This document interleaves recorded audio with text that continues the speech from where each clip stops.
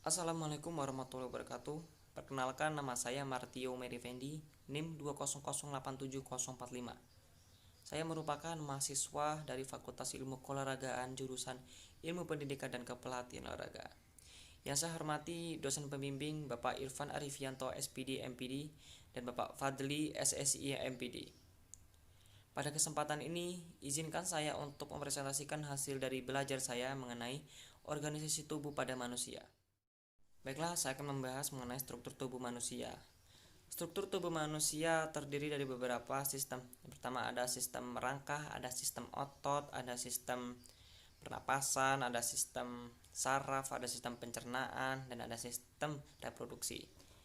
Yang pertama saya akan membahas mengenai apa itu sistem rangkah. Sistem rangkah merupakan rangkaian dari beberapa tulang dan organ yang ada dalam tubuh manusia yang bertugas untuk menegakkan tubuh kita dan berfungsi untuk melindungi organ-organ penting yang ada dalam tubuh manusia seperti otak, jantung, hati, dan lainnya. Kemudian sistem rangkap terdiri dari beberapa bagian. Yang pertama ada tulang tengkorak, yang kedua ada tulang badan, yang ketiga ada tulang gerak. Pertama saya akan membahas mengenai tulang tengkorak. Tulang tengkorak tersusun dari beberapa tulang kepala dan tulang bagian wajah, seperti frontal atau tulang dahi, ada variantal atau tulang bubun, ada occipital atau tulang kepala belakang, ada temporal, ada zygomatic, ada maxilla, ada mandibula, ada basal, dan ada yang lainnya. Itu merupakan beberapa bagian yang membentuk tulang kepala dan tulang wajah. Yang berfungsi tidak lain tidak bukan adalah untuk melindungi organ-organ penting dalam kepala. Paling penting adalah otak. Kemudian ada sebagai bentuk wajah. Karena apa? Dari beberapa bagian yang saya sebutkan tadi itu merupakan komponen penting dalam membentukkan wajah. Tulang badan terdiri dari beberapa bagian seperti tulang leher, tulang dada, tulang rusuk, dan tulang punggung. Tulang rusuk pada manusia berjumlah 14, yang mana 3 termasuk tulang rusuk palsu, 7 termasuk tulang rusuk sejati, dan ada 2 sebagai tulang rusuk malaya.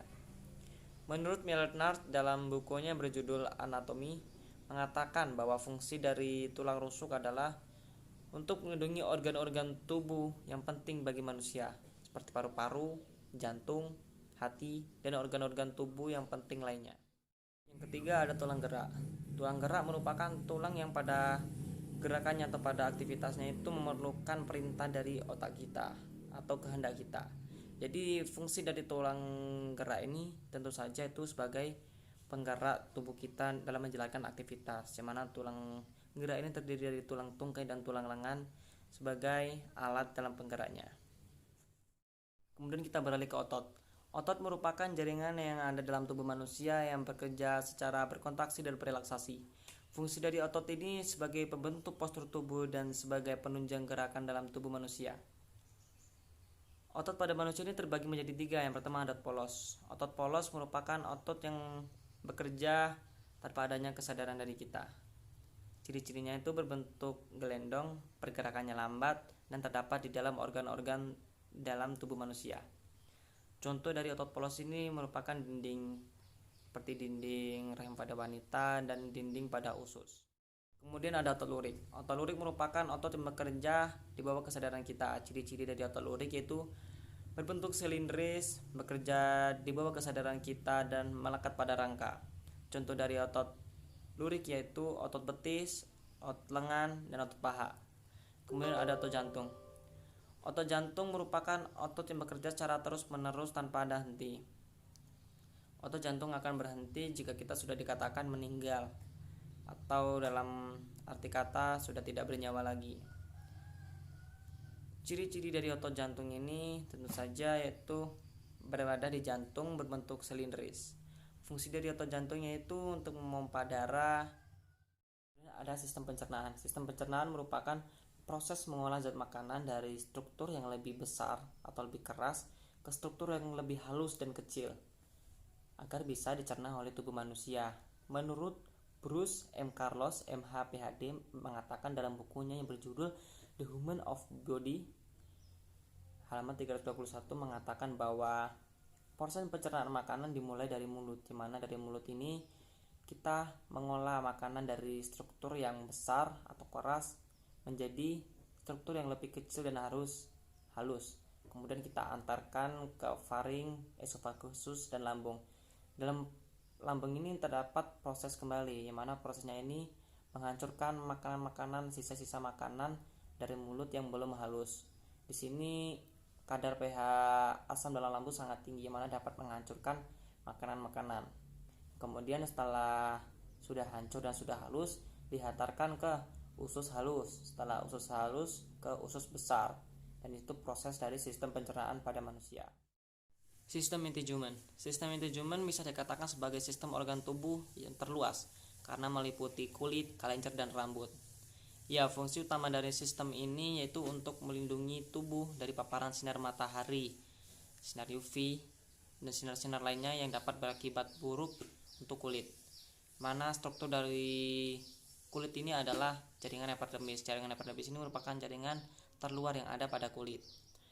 Dalam jurnal yang berjudul Skin of the Human Body tahun 2005 mengatakan bahwa paparan sinar matahari dan sinar UV sangat berakibat buruk jika terkena langsung terhadap kulit. Jadi dalam jurnalnya mengatakan bahwa ada salah satu langkah untuk meminimalisir terjadinya kanker kulit dan kekeringan, yaitu dengan memakai sunscreen dan hand body. Sistem pernapasan. Sistem pernapasan merupakan sistem yang sangat penting dalam tubuh kita. Tanpa adanya sistem pernapasan, kita tidak dapat melangsungkan kehidupan. Sistem pernapasan ini terdiri dari beberapa bagian. Ada mulut, ada hidung, ada laring, faring, ada trakea, bronkus, dan bronchioles.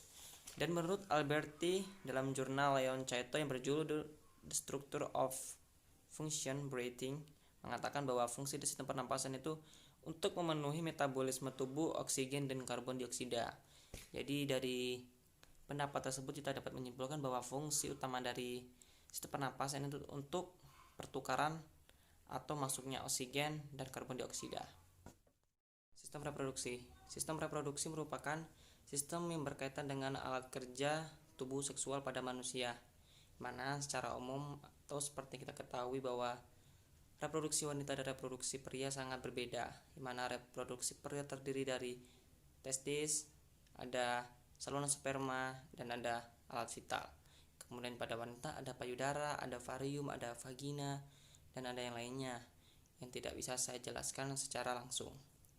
Kemudian menurut Human Sadri Ardegeni dalam artikelnya berjudul Male Reproduction Organs bahwa organ pria memiliki peran penting dalam sebuah hubungan, yang mana pria akan mengantarkan air mani atau sperma ke dalam reproduksi wanita untuk menghasilkan keturunan. Jadi dari pendapat artikel tersebut kita dapat menyimpulkan bahwa fungsi utama dari organ reproduksi itu untuk mendapatkan keturunan. Kemudian ada beberapa penyakit yang dapat menyerang reproduksi wanita dan pria, yaitu ada kanker, ada HIV atau AIDS, dan kanker serviks. Sistem saraf pusat. Sistem saraf pusat yaitu suatu sistem yang dalam tugasnya mengantarkan stimulus atau rangsangan dari reseptor ke sistem saraf pusat atau dari otak ke sumsum tulang belakang yang kemudian diterjemahkan dan dihantarkan ke efektor. Contoh dari sistem saraf yaitu adalah dengan mengeluarkan keringat ketika habis berolahraga atau beraktivitas dalam sehari-hari. Yang terakhir ada mekanisme transport aktif dan mekanisme transport pasif.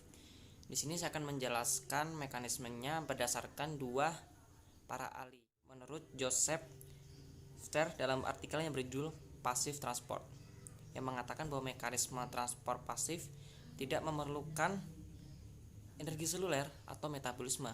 Namun yang diperlukan di sini adalah pergerakan molekul atau zat dari yang berkonsentrasi tinggi yang ke rendah. Di sini ada zat yang berkaitan dengan mekanisme ini adalah protein. Selanjutnya ada mekanisme transport aktif. Menurut P. L. Yeagle dalam bukunya yang berjudul Membran Transport halaman 335 yang mengatakan bahwa mekanisme transport aktif merupakan perpindahan molekul dari kompartemen yang berkonsentrasi rendah ke tinggi. Jadi dapat disimpulkan bahwa mekanisme transport pasif dan transport aktif berbeda, di mana transfer pasif dalam prosesnya memerlukan pergerakan dari daerah yang berkonsentrasi tinggi ke rendah. Begitu sebaliknya, mekanisme transfer aktif memerlukan daerah yang berkonsentrasi rendah yang ke tinggi. Jadi dari kedua mekanisme transfer aktif dan aktif ini berbeda dalam proses pergerakannya. Demikianlah hasil presentasi yang dapat saya sampaikan. Terlebih kurangnya saya mohon maaf baik dalam penyampaian kata maupun dalam penjelasan. Dan sumber yang saya dapatkan itu murni dari jurnal-jurnal dan artikel-artikel yang telah direkomendasikan. Saya akhiri dengan wassalamualaikum warahmatullahi wabarakatuh.